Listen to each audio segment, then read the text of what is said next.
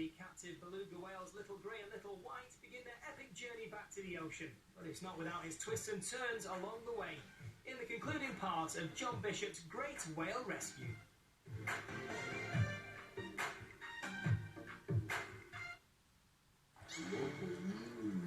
Little grey and little white are now on their way to the ocean. Or so I thought.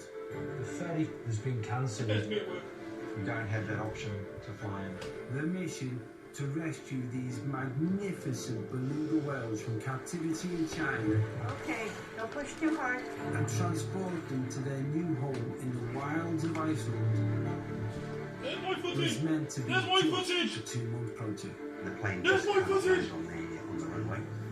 But a year and a half later, And her pectoral fins can easily get cut. we're still at it. I think it's worth me buying a house here. It's been stressful. I choose the most good footage too. Let's get her up, she's ready. It's been emotional. No, we gotta go back. Let's go a little bit forward. And at times, heartbreaking. These sweet twins. But now, finally, we might just be on.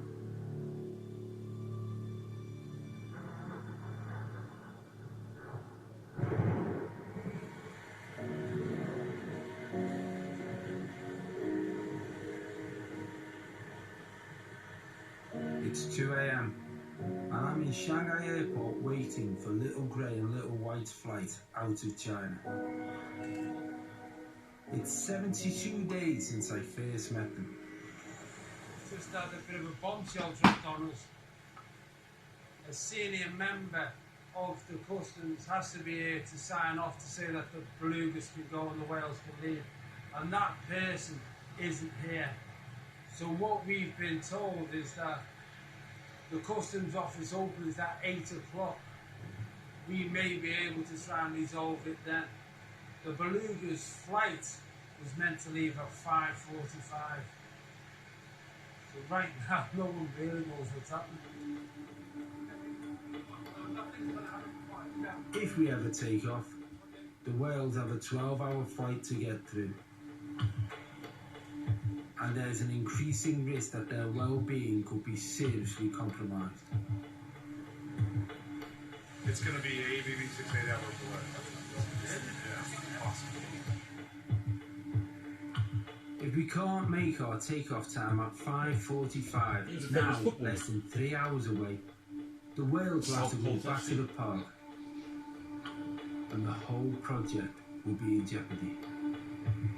There's a lot of tension in the air because we are under a real tight time. And the impression that everyone's given me is that Shanghai is such a busy airport, one of the busiest airports in the world, that you will not get a slot very quickly if you miss it. It's taken hundreds of people years of planning to get here. And right now, it feels like it could all be for nothing.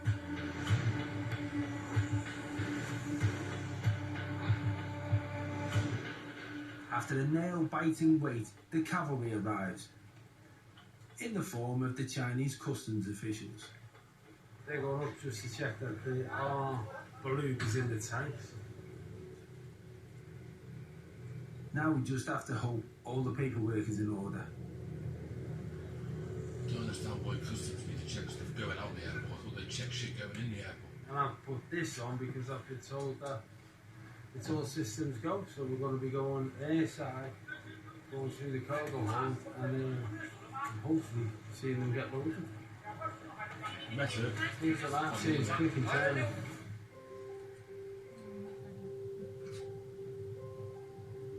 As dawn breaks, we're finally cleared for departure.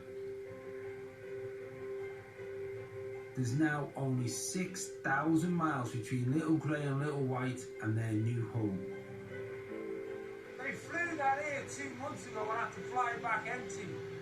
Today they're flying back with the whales on. It's been touch and go. But we're one step closer, definitely.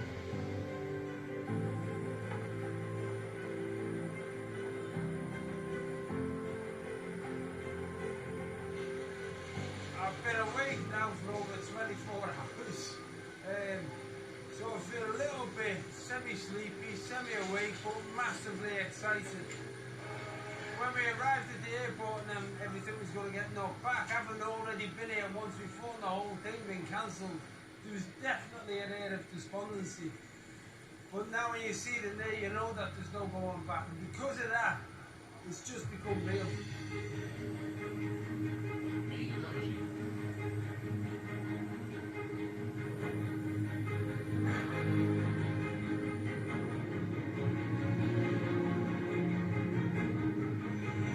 I think there's a whale inside that box. I have no idea what's going on and why it's going on. So much effort has gone in to try and find another option for these belugas than remaining in a tank in Shanghai. And this is a major, major step to that dream being realised. That's a little grey bordered.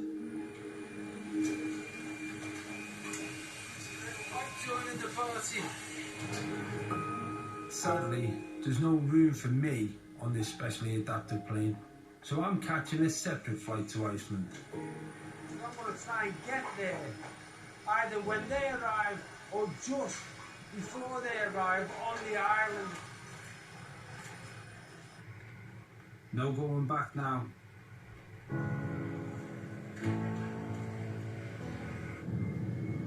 Next stop, Iceland.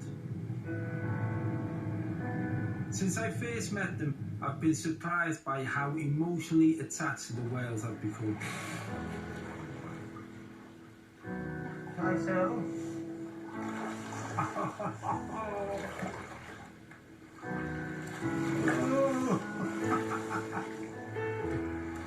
think I've made a friend.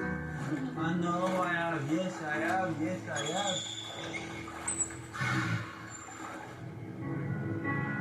I wish I could tell them that it's all going to be alright. But 12 hours in the air is the longest, most dangerous part of the whole journey. Even cocooned in their bespoke tanks, beluga whales simply aren't designed to fly. Specialist vets monitor every second of the flight. And the plane fly lower than normal so that the whales don't have to cope with big air pressure changes. Dehydration can be fatal, hence the sprinklers. Thick blubber can lead to overheating, so the water is constantly monitored and adjusted.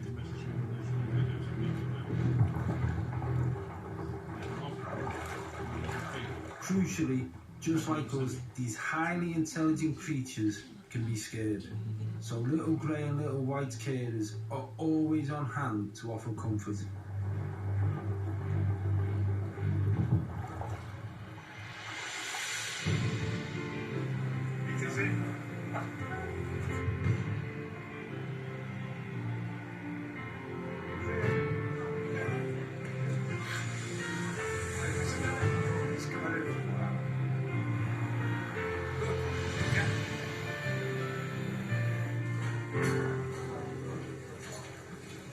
I mean, both white and gray did really well. It's a long journey for them. They're troopers. We have another 4 or 5 hours. We still have to get on a truck to the harbor, and then we'll take a ferry to the island.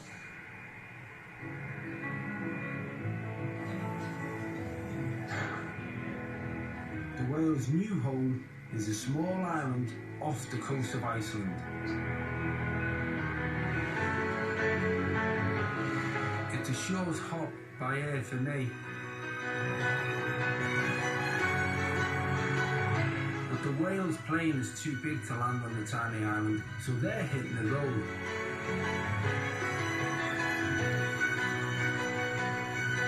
Heading across the spectacular Icelandic interior.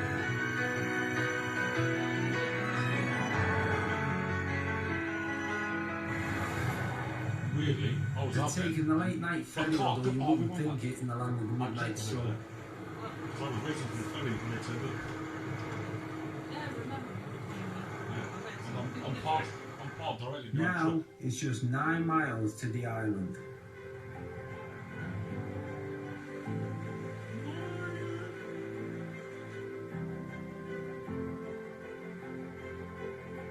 They don't yet know it, but Little Grey and Little White are passing the beautiful sanctuary where they will spend the rest of their natural lives.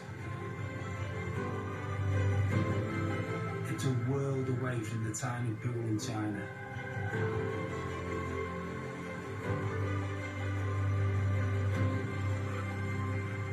But first, it's quarantine for a minimum of 6 weeks. This purpose-built, state-of-the-art facility is their gateway to freedom.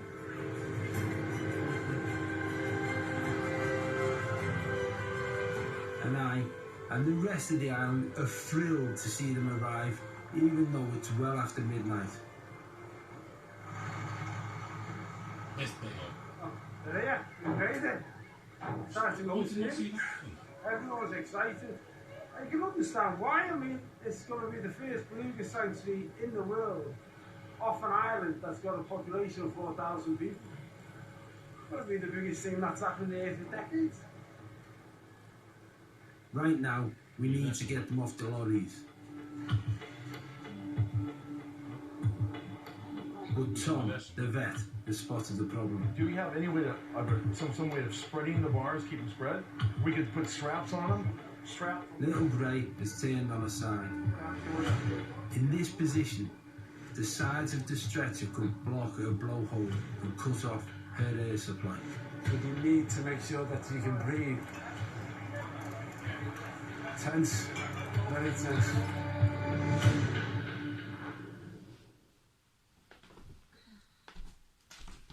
Did you know that over